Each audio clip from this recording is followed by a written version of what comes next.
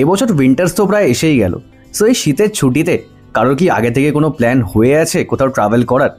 Well, যদি হয়ে থাকে তাহলে ওয়েল অ্যান্ড গুড। আর যদি না হয়ে থাকে আর এই শীতের ছুটিতে তোমরা পাহাড়ে গিয়ে একটু ঠান্ডা এক্সপিরিয়েন্স করতে চাও, তাহলে এই ভিডিওটা কিন্তু শেষ পর্যন্ত দেখো। তোমাদের কাজের কথাই কিন্তু রয়েছে এই ভিডিওতে।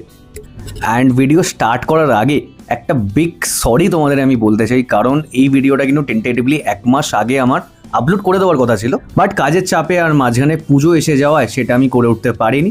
তাই কালী পুজো বা দিওয়ালির আগে আমি জিনিসটা আপলোড করছি। সো সবাইকে জানাই একটা very happy Diwali and happy Kali Puja. R by the way, এইরকম ভিডিও কিন্তু ফার্স্ট টাইম আমি আপলোড করছি এই চ্যানেলে, তাই এরকম টাইপের কন্টেন্ট যদি তোমরা আরও দেখতে চাও কাইন্ডলি কমেন্ট করে জানিও এই ভিডিওটা কীরকম লেগেছে তোমাদের। তো শুরু থেকে শুরু করা যাক। ইনিশিয়ালি আমরা কিন্তু জার্নি স্টার্ট করেছিলাম 13th of জানুয়ারিতে ইভিনিং টাইমে কলকাতা থেকে শিলিগুড়ির উদ্দেশ্যে।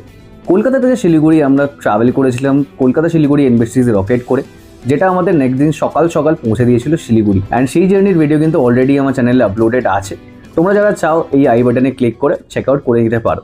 অ্যান্ড কলকাতা থেকে কিন্তু আমি প্রিবুক করে রেখেছিলাম আমাদের হোমস্টেজ, গাড়ি and everything. So according to the plan আমাদের গাড়ি কিন্তু অলরেডি এসে দাঁড়িয়েছিল শিলিগুড়িতে। বুলেরো ছিল গাড়ি হিসাবে আমাদের, যেহেতু সিকিমে বুলেরোই বেশি পাওয়া যায়, সেই গাড়িটাই আমরা অ্যাজ আ অপশন চুজ করেছিলাম এই পুরো সার্কিটটা ট্রাভেল করার জন্য। অ্যান্ড সিল্ক রুট সার্কিটের এই ট্যুরে আমাদের ফার্স্ট দিনের গন্তব্য ছিল ঋষিখোলা, যেটা বেঙ্গল সিকিম বর্ডারে অবস্থিত একটা সুন্দর গ্রাম। সো শিলিগুড়ি থেকে আমাদের প্রায় 4.5 ঘন্টা মতো সময় লেগেছিল সেবক রংপো হয়ে পৌঁছাতে ঋষিখোলা। অ্যান্ড ঋষিখোলা আমরা পৌঁছেছিলাম তখন একদম ব্রাইট সানি ডে ছিল। সকাল ওই 11টার মতো বেজে গেছিলো আমাদের কিন্তু পৌঁছাতে ঋষিখোলাতে। অ্যান্ড হোমস্টেতে পৌঁছে আমরা চেক ইন করে নিয়েছিলাম, চেক ইন করে একটু ফ্রেশ হয়ে নিয়েছিলাম। আর এই হচ্ছে আমাদের হোমস্টে, যেটা পিকচার তোমরা এখন স্ক্রিনে দেখতে পাচ্ছ। রিভারউড হোমস্টে ছিল হোমস্টেটার নাম। অ্যান্ড এখানে আমরা 2টো রুম বুক করেছিলাম। একটা রুমে আমরা 4 জন ছেলে ছিলাম, আরেকটা রুমে 2 জন মেয়ে ছিল। অ্যান্ড রুমে চেক ইন করে একটু ফ্রেশ হয়ে নিয়ে ডিসাইড করলাম যে পাশে যে ঋষি নদী আছে, মানে যার নামে ঋষিখোলা জায়গাটা হয়েছে, সেই ঋষি নদীতে গিয়ে একটু টাইম স্পেন্ড করা। তো আমাদের যেখানে হোমস্টে ছিল সেখান থেকে একটু ডাউন ট্রেক আমাদের করতে হয়েছিল। আর সেই জানুয়ারি মাসের ঠান্ডার মধ্যে ওই ঠান্ডা জলে চান করতে কিন্তু বেশ মজা আসছিল। তো একটুখানি ওখানে টাইম স্পেন্ড করে আমরা আবার উঠে এলাম হোমস্টেতে এসে তারপর ছিল আমাদের লাঞ্চের পালা। আর লাঞ্চে অ্যাজ ইউজুয়াল যেরকম থাকে পাহাড়ে, মানে এরকম এরিয়াজে লাঞ্চ মেনু ডাল, ভাত, একটা সবজি আর এগ কারি অ্যাজ লাঞ্চ। সেটাই আমরা খেলাম। খাওয়ার পর তারপর দেখলাম যে বৃষ্টি শুরু হয়ে গেছে। তো বৃষ্টিতে আর তো বাইরে ঘুরে লাভ নেই, তাই ডিসাইড করলাম একটু রুমে গিয়ে রেস্ট করে নিই, আর সন্ধেবেলায় আবার আমরা এনজয় করব। তারপর গ্র্যাজুয়ালি সন্ধে হলো, আর আমরা আগে থেকে বলে রেখেছিলাম ফর বারবিকিউ। তো বারবিকিউ অ্যারেঞ্জমেন্টও দেখলাম ঘুম থেকে উঠে ওনারা করছেন। তারপর চলে এলো চা আর পকোড়া, সেগুলো খেয়ে বাইরে লনে গিয়ে বসলাম। তারপর ওনারা বারবিকিউ সেট আপ করতে শুরু করলো। তারপর আস্তে আস্তে বারবিকিউ প্রিপেয়ার হলো, আমরা বারবিকিউ এনজয় করে একটু আড্ডা দিলাম ওখানে। তারপর আমরা গ্র্যাজুয়ালি প্রসিড করলাম ফর ডিনার। অ্যান্ড ডিনারে আমাদের ছিল রুটি আর চিকেন কারি। আর এই মেনুটা কিন্তু এইসব এরিয়াসে টিপিক্যাল থাকে যদি তোমরা ওই ফুডিং আর লজিং প্যাকেজ নিয়ে আসো। সো ডিনার কমপ্লিট করে আমরা ডিসাইড করলাম যে এবার ঘুমিয়ে পড়া যাক, কারণ অলরেডি একটা হেক্টিক জার্নি করে আমরা এসেছি কলকাতা থেকে। আর নেক্সট দিন কিন্তু আমাদের অনেকটা যেতে হবে, মানে জুলুক যেতে হবে আমাদের নেক্সট দিন, সেটা কিন্তু ঋষিখোলা থেকে প্রায় অনেকটাই ডিস্টেন্স। সো আমাদের day 2 started with a very beautiful view of the Rishi village, and it was a bright sunny day. তো আমাদের কিন্তু খুব ভালো লাগছিল যে এরকম ওয়েদার রয়েছে। আমাদের ডে 2 আর ডে 3 কিন্তু খুব ভালো যাবে, এটাই এক্সপেক্টেড ছিল। অ্যান্ড তারপর আমাদের গাড়ি চলে এলো হোমস্টেতে, অ্যান্ড আমরা ব্রেকফাস্ট করলাম উইথ লুচি সবজি খেয়ে আমরা ওখান থেকে বেরোলাম, মানে হোমস্টে থেকে চেক আউট করলাম। অ্যান্ড হোমস্টে থেকে চেক আউট করার পর ফার্স্ট আমরা স্টপ নিয়েছিলাম সিদ্ধিবিনায়ক টেম্পলে। খুব সুন্দর একটা মন্দির পাহাড়ের কোলে, লাইক খুব ভালো লেগেছিলো ওখানে ভিজিট করে। ওখান থেকে তারপর আমরা গেলাম wrongly market. And wrongly market হচ্ছে বেসিক্যালি একটা পয়েন্ট যেখানে তোমাদের গাড়ি গিয়ে নামিয়ে দেবে ফর শপিং অ্যান্ড কিছু আদার ডকুমেন্টেশন পারপাস। ওখানে আমাদের প্রায় 2 ঘন্টা মতো হল্ট দেওয়া হয়েছিল, যেখানে আমরা তো সবাই মিলে একটু শপিং করছিলাম, এদিক ওদিক ঘুরে দেখছিলাম, কিছু নেসেসারি জিনিসপত্র কিনে নিয়েছিলাম, কারণ ওর পর আর সেরকম দোকানপাট আমরা পাবো না। আর আমাদের ড্রাইভার দাদা গেছিলেন ইনার লাইন পারমিটটাকে বার করতে ফর প্রসিডিং টুয়ার্ডস জুলুক। এইগুলো ডকুমেন্ট আমরা আগেই প্রোভাইড করে দিয়েছিলাম ওনাকে। তো উনি গিয়ে পারমিটের ব্যবস্থা করছিলেন, আর আমরা কেনাকাটি সব করছিলাম যেমনটা বললাম। আর তারপর ওই অলমোস্ট তখন বোধহয় 12টার কাছাকাছি বেজে গেছিলো। আমরা রংলি থেকে বেরোলাম, আর রংলি থেকে বেরিয়ে লিংটাম বলে একটা জায়গা আছে অ্যারাউন্ড 5-6 কিলোমিটার বাদে। তো ওখানে একটা চেকপোস্ট থাকে, ওই চেকপোস্টে গাড়ি চেকিং হয় একবার, তারপর তোমাদেরকে ওখান থেকে একটা অক্সিজেন সিলিন্ডার ম্যান্ডেটরিভাবে তোমাদেরকে কিনতে হয়।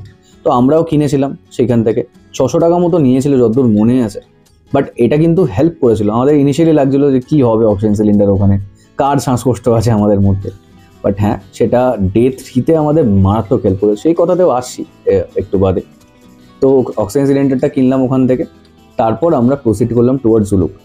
আর রাস্তায় আরেকটা ছোট্ট ওয়াটারফলস বা একটা ছোট্ট স্পট আছে যেখানে আমরা দাঁড়িয়েছিলাম, কিউখোলা ফলস। যেহেতু শীতকালের সময়, তো শীতকালে অতটা জল ছিল না ফলসে, একটা লাইক থিন স্ট্রিম ফ্লো হচ্ছিল ওপর থেকে, তো যেটা অতটা অ্যাট্রাকটিভ লাগেনি। বাট একটু আমরা স্টপ নিয়েছিলাম, আর দুপুর 2টোর কাছাকাছি বেজে গেছিলো সে সময়, তাই একটু মোমো দিয়ে নিজেদের পেট পুজোটা করেছিলাম ওখানে। তারপর আবার ওখান থেকে প্রসিড করেছিলাম টুয়ার্ড জুলুক, কারণ ওখান থেকে জুলুক ওই 1.5 ঘন্টা মতো সময় লাগার কথা। বাট রাস্তা মারাত্মক খারাপ ছিল কিউখোলা ফলসের পরে, তো সময়টা অনেকটা লেগে গেল। ল্যান্ডস্লাইড হয়েছিল অ্যাকচুয়ালি 1-2 দিন আগে, তো সেটা ক্লিয়ার আউট করছিল বিআরও। সেই করতে গিয়ে অনেকটা টাইম ওখানে কেটে গেছে, আর অনেকটা সময় লেগেছে আমাদের জুলুক পৌঁছাতে। তো জুলুক ঢুকেছিলাম আমরা অলমোস্ট 4:30 নাগাদ, আর তারপর হোমস্টেতে চেক ইন করে লাঞ্চ করতে করতে আমাদের অলমোস্ট ওই 5টা মতো বেজে গেছিলো। আর আমরা ছিলাম আপার জুলুকে ডেনজং হোমস্টে বলে একটা হোমস্টেতে। খুবই সুন্দর হোমস্টেটা ছিল, খুবই সুন্দর লোকেশনে আই উড সে। অ্যান্ড আমাদের হোমস্টের জাস্ট আগেই ছিল একটা আর্মি ক্যান্টনমেন্ট। সেটার একটা খুব ভালো অ্যাডভান্টেজ আমরা পেয়েছি, কারণ ওখানে ছিল হচ্ছে মোবাইল টাওয়ার। আর তোমাদের বলে রাখি, এই সিল্ক রুট সার্কিটে লিংতামের পরে বা ফাদামচেনের পরে কিন্তু নেটওয়ার্ক পাওয়া খুবই মুশকিল।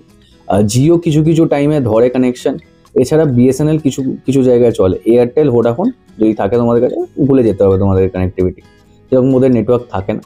তো লাকিলি ওখানে টাওয়ারে জিওর কানেকশন পেয়েছিলাম। তো সবাই আমাদের মধ্যে যে যার মতো টার্ন বাই টার্ন বাড়ির লোকের সাথে কথা বলে নিয়েছিলাম যে হ্যাঁ, এখানে নেটওয়ার্কের খুব সমস্যা, চিন্তা করে লাভ নেই, সবাই ভালো আছে, অ্যান্ড নেক্সট দিন আমরা নেটওয়ার্ক পেলেই কথা বলবো, লাইক দ্যাট। সো ওইভাবে আমাদের লাইক বিকেলটা কাটলো। তারপর সন্ধ্যাবেলায় যেহেতু টেম্পারেচার মারাত্মক ফল করে গেছিলো, আমরা কেউ বাইরে বেরোনোর সাহস করিনি।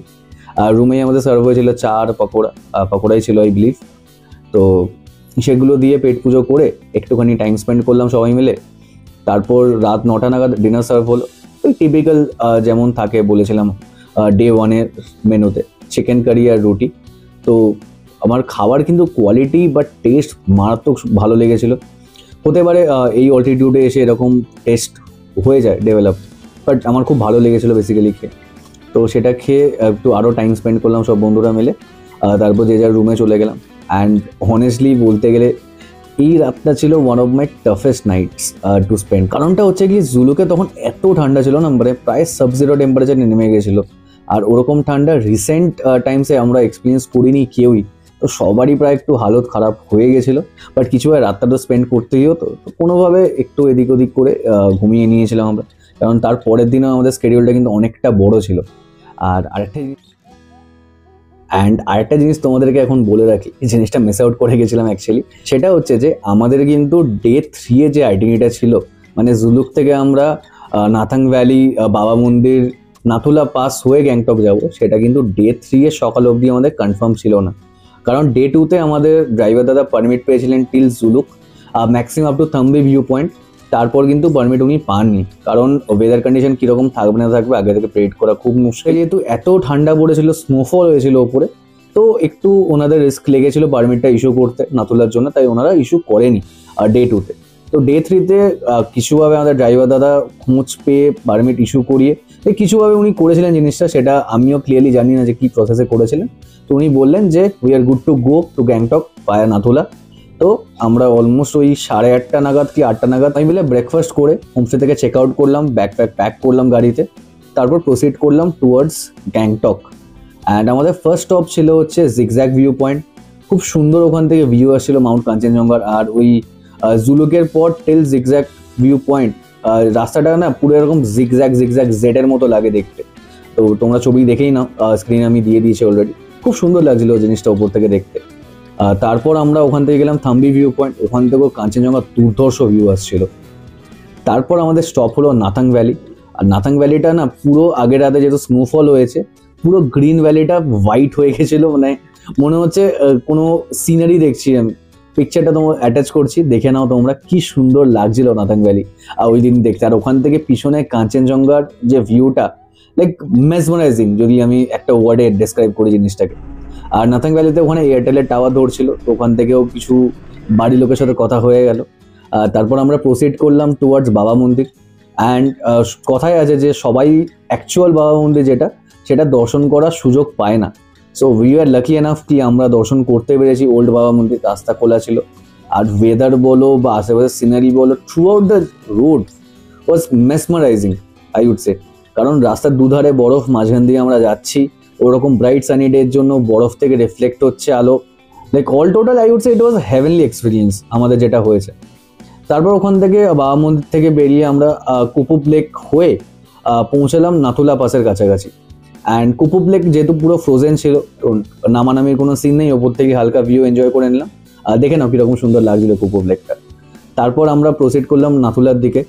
নাথুলার ওখানে একটু সমস্যা হয়েছিল আমাদের, যে আমরা একটু লেট হয়ে গেছিলো পৌঁছাতে, তো প্রচুর গাড়ি তার আগে উঠে গেছিলো, একটু ওখানে নাখড়া করছিল চেক পয়েন্টের আগে। তারপর ড্রাইভার কি বললেন, ছেড়ে দিল গাড়ি আমাদের, নাহলে ডেফিনেটলি ট্রিপটা একটু বেকার হয়ে যেত আমাদের যদি নাথুলা ভিজিট না করতে পারতাম। তো ওখান থেকে পার্কিং অবধি পৌঁছালাম নাথুলা পাসে। আর ভাই ওখানে গিয়ে সবার হালকা হালকা করে ডিজাইনের শুরু হয়েছে, অল্টারনেটিভ কিন্তু ওখানে মারাত্মক। সো ওই অক্সিজেন সিলিন্ডারটা যেটা ডে 2-তে আমরা কিনেছিলাম, মানে আগের দিন কিনেছিলাম, সেটা কিন্তু মারাত্মক কাজে এসছে। আর আমাদের ব্যাগে ডার্ক চকলেট ছিল, তারপর কর্পূর ছিল, ওগুলো অনেক হেল্প করেছে অ্যাক্লিমেটাইজ হতে ওই জায়গাটায়। তো আস্তে আস্তে করে আমরা উঠলাম, লাইক একটা সিঁড়ি মতো জায়গা আছে যেখান দিয়ে ওই জায়গাটায় উঠতে হয়, যেখান থেকে আমরা বেসিক্যালি সামনে চায়না দেখতে পাই, বা চাইনিজ সোলজার বগেরা দাঁড়িয়ে আছে ওপরে, সেটা দেখতে পাই। তো একটা বলতে পারো মেমোরিয়াল টাইপ বানানো আছে, মানে আমি ওয়ার্ডটা ঠিক পাচ্ছি না কি জিনিসটাকে বলে।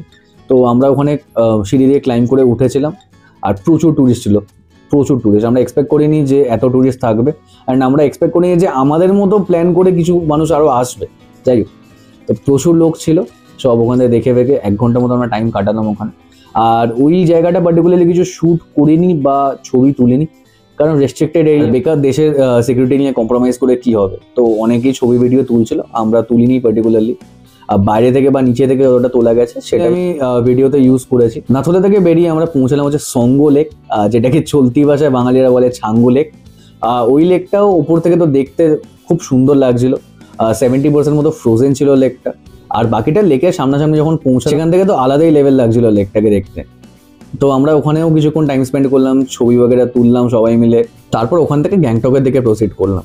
আর পুরো রাস্তায় আমরা লাঞ্চ বগেরা কিছু করিনি, তাই রাস্তায় একটা জায়গায় একটা দোকান থেকে দাঁড়ালাম, ওখান থেকে একটু ম্যাগি খেলাম সবাই মিলে। আর যাই বলো তাই বলো, পাহাড়ে ওই বেশি দাম দিয়ে ম্যাগি খাওয়ার এক্সপিরিয়েন্স কিন্তু আলাদাই লাগে, আলাদাই। তো ওখান থেকে আমরা পৌঁছলাম গ্যাংটক, ওই ধরো অ্যারাউন্ড 5টা 5:30 নাগাদ। অ্যান্ড গ্যাংটকে আমাদের কিন্তু গাড়ি পুরো টাউনে ঢোকেনি বা সিটিতে ঢোকেনি, আমাদের আউটস্কার্টসে নামিয়ে দিয়েছিল। ওখান থেকে আমাদের ক্যাব করতে হয়েছিল to reach hour hotel. And আমাদের হোটেল একটু মিসকমিউনিকেশনের চক্করে আমরা কিন্তু এমজি মার্গের কাছাকাছি পাইনি, আমরা পেয়েছিলাম লোয়ার আডিতাং রোডে, যেটা এমজি মার্গ থেকে প্রায় অনেকটাই নিচে, 2.5 কিলোমিটার মতো নিচে। তো ভাবো কতটা নিচে আমাদের নামতে হয়েছে। যাই হোক, ক্যাব ছিল বলে অসুবিধা হয়নি, বাট হোটেলটা ছিল টপ ক্লাস, সেটা নিয়ে কোনো কমেন্ট করা যাবে না। 3টে রুম পেয়েছিলাম এখানে, তো আমরা দুজন দুজন করে স্প্লিট হয়ে গেছিলাম, বাট একটা রাতেরই ব্যাপার ছিল, তো অতটা ম্যাটার করেনি জিনিসটা। তো রুমে গেলাম, চেঞ্জ করলাম, ফ্রেশন আপ হলাম, বেরিয়ে পড়লো এমজি মার্গের দিকে। আবার ক্যাব করতে হলো, আর ওখানে ক্যাবে তোমাদের একটা ক্যাব পুরো বুক করতে হবে যদি 4 জন থাকো। তো সেক্ষেত্রে তোমাদের 300 টাকা মতো চার্জ লাগবে যেখানেই তোমরা যাও ক্যাব রিজার্ভ করলে।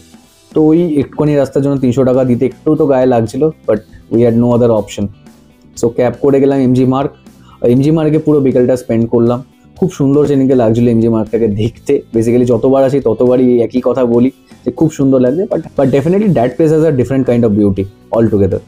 তো ওখানে গিয়ে একটু টাইম স্পেন্ড করলাম, খাওয়া দাওয়া কিছু করলাম, আর ডিনারটাও কমপ্লিট করলাম ওখান থেকে। দেয়ার আফটার ডিনার করার পর ডিসাইড করলাম যেহেতু ডাউন স্লোপ রয়েছে এমজি মার্গ থেকে আমাদের হোটেল, কেননা হেঁটে চলে যাওয়া যায়। তো আমরা সবাই মিলে হাঁটা শুরু করলাম গুগল ম্যাপস দেখে। তো অলমোস্ট 40 মিনিট মতো আমাদের লাগলো হেঁটে হেঁটে পৌঁছাতে।